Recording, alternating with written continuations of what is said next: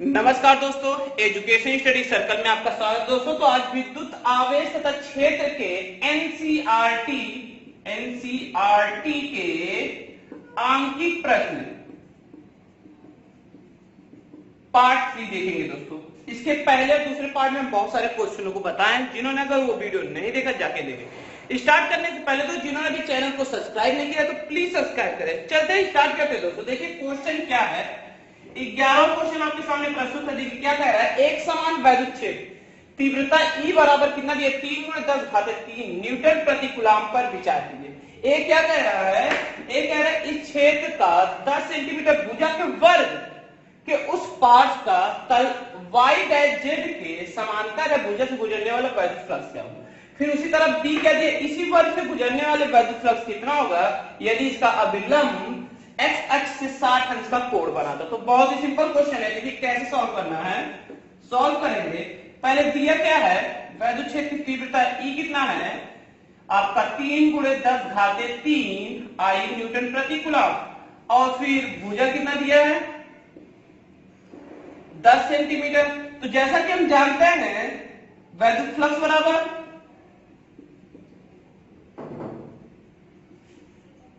E बराबर होता है वैद्युत क्षेत्र की तीव्रता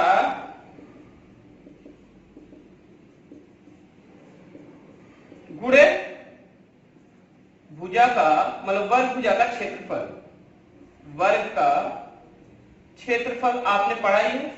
तो ये क्या हो जाएगा E इंटू ds, ठीक है, ds ये आपका हो जाएगा। तो ds या तो केवल s रख सकते हैं, जैसे कि यहाँ पे रखते हैं ds, ठीक है। तो भुजा का क्षेत्रफल मतलब अगर इसको हम मीटर में देंगे तो 10 से 100 में भाग देंगे तो कितना आएगा 0.1 मीटर, ठीक है। तो E का मान कितना दिया है 3×10⁻³, ठीक है। और क्षेत्रफल क्या होता है भुजा गुणे भुजा, मतलब 0.1 का स्क्वायर क्या हो जाएगा 0.1 का स्क्वायर। डायरेक्ट स्क्वायर कर लेते हैं या तो आप गुणा भी कर सकते हैं, ठीक है। तो ये हो जाएगा 3×10⁻³ गुणे 0.001, ठीक है, 0.01 ये हो जाएगा। तो आप देखेंगे तो कितना आएगा वैद्युत फ्लक्स, आप गुणा करेंगे तो 3×10⁻³ इंटू 1×10⁻⁻² हो जाएगा, 1 2 तो -2 हो जाएगा, तो आएगा 3×10 तो बराबर 30 वैद्युत फ्लक्स आपका आएगा, ठीक है। कितना आएगा वैद्युत फ्लक्स न्यूटन मीटर स्क्वायर प्रति आपका क्या हो जाएगा कूलम, न्यूटन मीटर स्क्वायर प्रति कूलम हो जाएगा। बहुत ही सिंपल है। नेक्स्ट बी क्या कह रहा है, इसको नोट कर लीजिए। ए तो आपका सॉल्व हो गया। अब बी क्या कह रहा है, अगर इसे 60 अंश का कोण बना रहा होगा, कितने अंश का 60 अंश का अगर कह रहा है कोण बना रहा है, तो बी पे चलते हैं। बी क्या कह रहा है कि अगर हम 60 अंश का कोण बनाते हैं तो बी बराबर दे दिया cos, जैसा कि हम जानते हैं वैल्यूज फ्लक्स E बराबर EDS cos थीटा, ठीक है। उसमें समांतर था इसलिए हमने 0 ले लिए। तो E का मान दिया 3×10⁻³ और 0.01 हो जाएगा क्षेत्रफल, अभी हमने निकाला cos थीटा मान हो जाएगा cos थीटा मतलब 60। तो 3×10⁻³ गुणे 60 अंश का मान 1/2 होता है। तो आप काटेंगे तो 30 गुणे 1/2 आएगा, 2 2 से 15, कितना आएगा 15 आएगा न्यूटन मीटर स्क्वायर प्रति कूलम, ठीक। आसानी से आप नोट कर सकते हैं। चलते हैं नेक्स्ट क्वेश्चन पे, सॉल्व हो गया। बहुत ही सिंपल क्वेश्चन है, क्वेश्चन बहुत बड़े होते हैं लेकिन आंसर बहुत छोटे होते हैं। देखिए नेक्स्ट क्वेश्चन है क्या, इसका 12वां क्वेश्चन।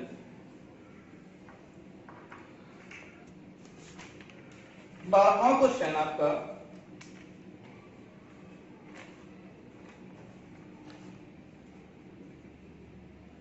प्रश्न 11 में दिए गए एक समान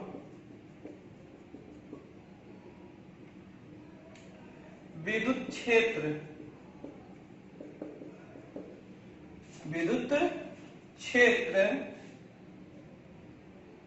का 20 सेंटीमीटर भुजा के किसी घन से जो इस प्रकार अभिविन्यास है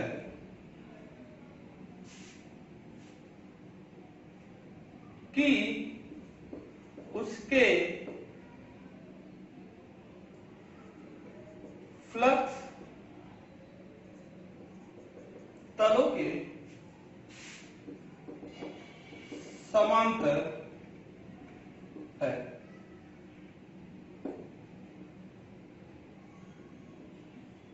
तो समांतर तो कितना नेट फ्लक्स गुजरेगा। ठीक है, देखिए यही क्वेश्चन है 12वां में क्या कह रहा है। बहुत ही सिंपल क्वेश्चन कह रहा है। प्रश्न 11 दिए गए धन वैद्युत क्षेत्र की तीव्रता, वैद्युत क्षेत्र की तीव्रता 3 × 10 घात है। तो सॉल्व करेंगे।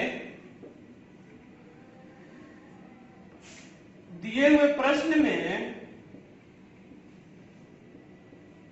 11 में वैद्युत क्षेत्र की तीव्रता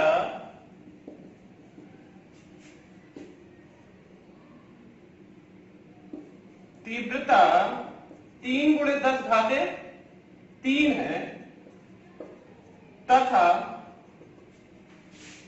घन दिया नहीं, इसमें घन की बात की, घन से x y z और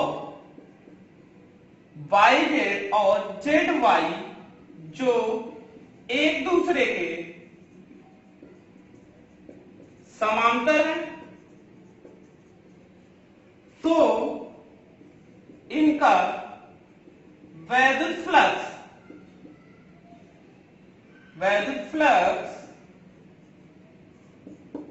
0 होगा।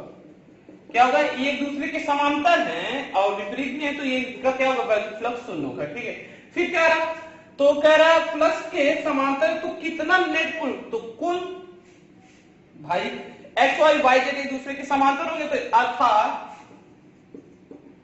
वाई के मतलब इसके 6 फ्लक्स होंगे, कितने फ्लक्स होंगे 6, जो कि 4 एक दूसरे समांतर होगा, अर्थात इसके वाई जेड के कुल नेट फ्लक्स का मान भी क्या होगा, मान भी 0 होगा, अर्थात फाई बराबर 0। ठीक है, यही इसका मान होगा, क्योंकि ये एक दूसरे के समांतर, जब समांतर होते हैं तो उनका वैल्यूज फ्लक्स क्या होता है 0, और इसके अंदर जो गुजरेगा वो भी क्या होगा, इसका मान भी 0 होगा, इसके अंदर का वैल्यूज फ्लक्स भी मान भी क्या होगा 0 होगा, तो इसका वैल्यूज फ्लक्स टोटल कितना हो गया 0 हो गया। ठीक है, नोट कर लीजिए, बहुत ही सिंपल है, आप ऐसे लिख के बता सकते हैं।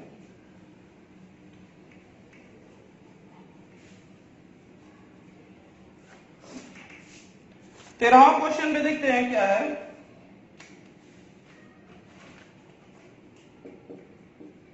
किसी काले बॉक्स के पृष्ठ पर वैद्युत क्षेत्र की सावधानी पूर्वक ली गई माप, पृष्ठ पर विद्युत क्षेत्र की सावधानी पूर्वक ली गई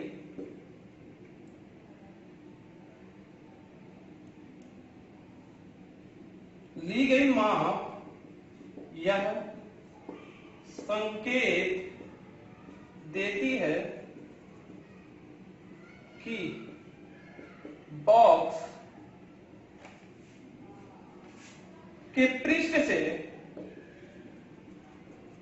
से गुजरने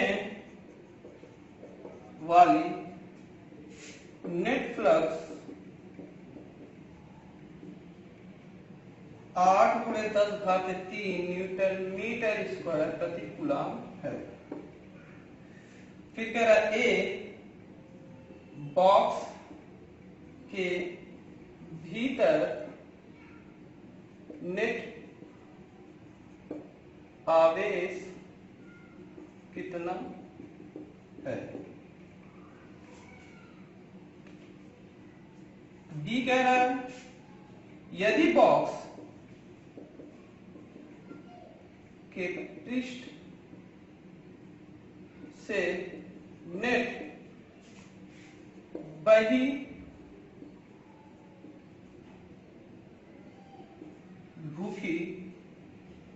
बहिर्मुखी फ्लक्स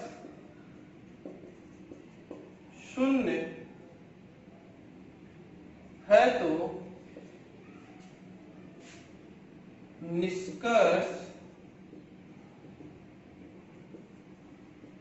निकालेंगे कि बॉक्स के भीतर कोई आवेश नहीं है।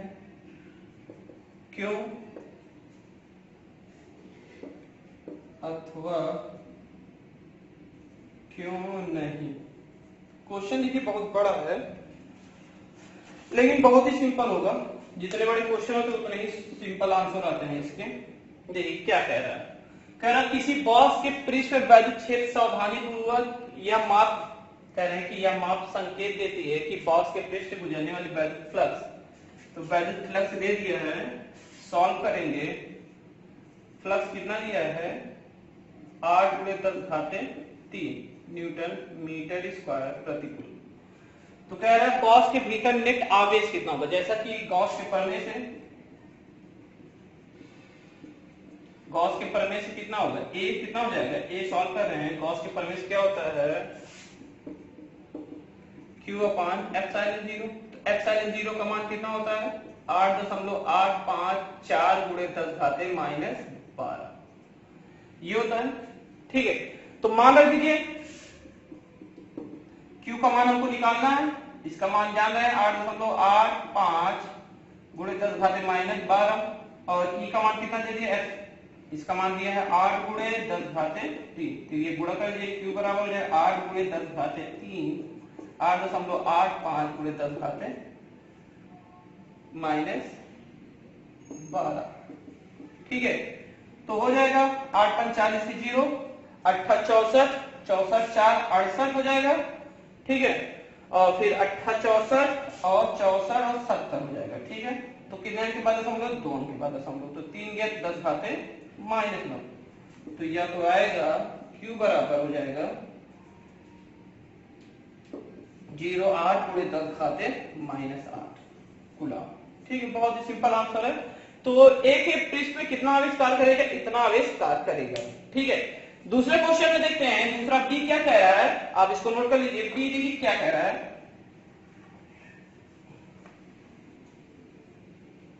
बी आपको कह रहा है यदि बॉक्स के पृष्ठ से नेट बहिर्मुखी फ्लक्स शून्य हो, फ्लक्स क्या कह रहा है शून्य हो, तो निष्कर्ष निकाले बॉक्स के भीतर कोई आवेश नहीं है। क्यों अथवा क्यों नहीं। ठीक है, बी में यदि कह रहा है वैद्युत फ्लक्स E बराबर क्या है 0 है, तो गॉस के प्रमेय से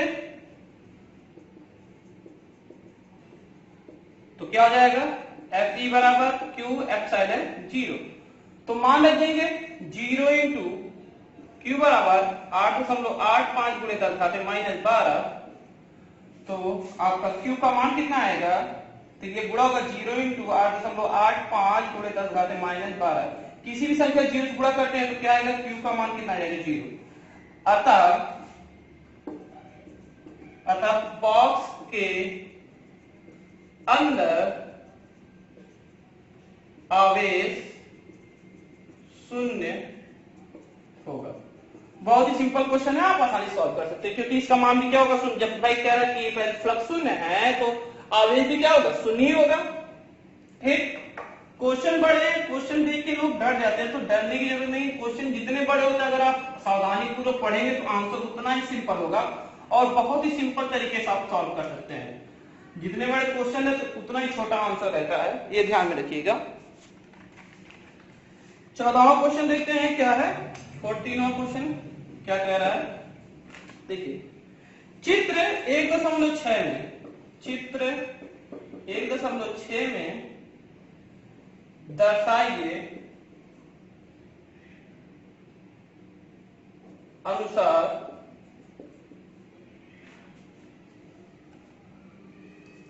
10 सेंटीमीटर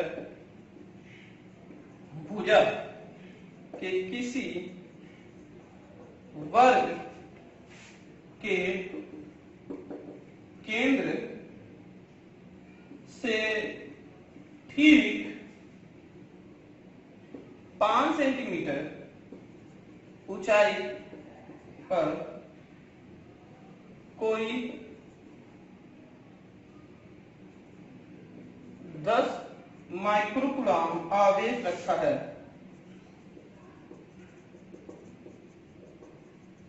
आवेश रखा है, इस वर्ग से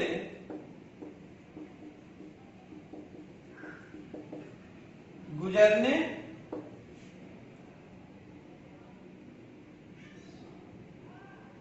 वाले वैद्युत फ्लक्स का परिमाण क्या होगा। ठीक है, क्वेश्चन दे दिया आपका, क्या चित्र में 1.6 में दर्शाया गया, तो चित्र आपका बना है आपका घन मीटर की तरह। ठीक है, ये घन है, तो कह रहा है इसकी जो ऊंचाई 10 सेंटीमीटर है, इसके केंद्र से 5 सेंटीमीटर 10 कूलम माइक्रोकूलम आवेश है। ठीक है, 5 सेंटीमीटर की भुजा की ऊंचाई से कितना है, केंद्र से, ठीक केंद्र से इतना है, तो परिमाण क्या होगा। तो परिमाण ज्ञात कर लेते हैं हम लोग। परिमाण कैसे ज्ञात होगा, देखिए सबसे पहले इसका क्या निकालेंगे हम लोग, आप देख ही रहे हैं, तो चलिए सॉल्व करते हैं। सिंपल सा, हमने एक चीज देखा है कि इसमें जो फलक होते हैं, घन में 6 फलक होते हैं। कितने फलक होते हैं, 6 फलक होते हैं। अतः वैद्युत फ्लक्स बराबर कितना हो जाएगा, वैद्युत फ्लक्स गॉस के प्रमेय से, वैद्युत फ्लक्स गॉस के प्रमेय से या P बराबर क्या हो जाएगा, Q अपान एप्सिलॉन 0 होगा। 6 फलक होने पर, 6 फलक होने पर क्या हो जाएगा, 1/6 Q अपान एप्सिलॉन 0। तो 1/6 Q का मान कितना दिया है, 10 गुणे 10 घाते -6, और इसका मान होता है 8.85 गुणे 10 घाते -12। ठीक है, 12 ऊपर जाएगा और हमारा गुणा होगा 10 घाते -6 गुणे 10 घाते 12, 8 6 5 30 की 0, और 6 8 48 48 पर 3 51 1, और फिर 48 48 5 48 5 8 5 53 5 3 आएगा, 2 अंक के बाद दशमलव, 2 अंक के बाद दशमलव हो जाएगा। ठीक है, तो ये हो गया, और ये कितना हो जाएगा, 10 गुणे 10 घाते 12 बटे 53। तो 53 से भाग कर दीजिए, 53 से आप भाग देंगे 10 में, और यहां से अगर एक 0 और ये 6 बचेगा तो हो जाएगा 5, तो ये जाएगा 100। ठीक है, एक बार जाएगा 53 तो बचेगा 7, और ये 4 दशमलव लगा, 0 बढ़ा, कितनी बार जाएगा, हाँ 9 बार जाएगा, 9 बचे 45, हाँ 9 3 27, तो आएगा, हाँ देखिए 9 3 27, सॉरी 9 3 27 के साथ, और 9 बचे 45, 45 और 2 27, 45 2 47। ठीक है, ये आएगा 9 लगभग, तो 1.9 गुणे 10 घाते 5 इतना आपका वैद्युत फ्लक्स आएगा। ठीक है, यही आपका क्या आएगा, न्यूटन मीटर स्क्वायर प्रति कूलम आंसर हो जाएगा। तो इतना ही गॉस परिमाण से कितना परिमाण होगा, तो ये आपका परिमाण, क्योंकि इसमें 6 प्लस में ध्यान देना पड़ेगा क्योंकि ये घन की बात है, घन में 6 प्लस होते हैं, तो इसकी ऊंचाई भी ध्यान दें क्योंकि ये थोड़ा सा छिपा हुआ है। इसमें जो भुजा की बात की गई है, इसमें भुजा घन के रूप में है और इसीलिए लोग इसको, इस क्वेश्चन को अक्सर गलत कर देते हैं, जो कि सिंपल क्वेश्चन है, बहुत ही सिंपल है और इसको लोग अक्सर गलत कर देते हैं। तो आगे चलते हैं नेक्स्ट क्वेश्चन पे। नोट कर लीजिए, ये जो वर्ग कहा गया तो वर्ग के रूप में ये घन दिया गया है, ठीक है। तो इसको ऐसे ही सॉल्व करना है और प्रत्येक घन में कितने होते हैं, 6, ठीक है। और साधारण फिगर बनाया है, वो फिगर बनाते हैं, बुक में दिया है। आते हैं 15वां क्वेश्चन। 10 सेंटीमीटर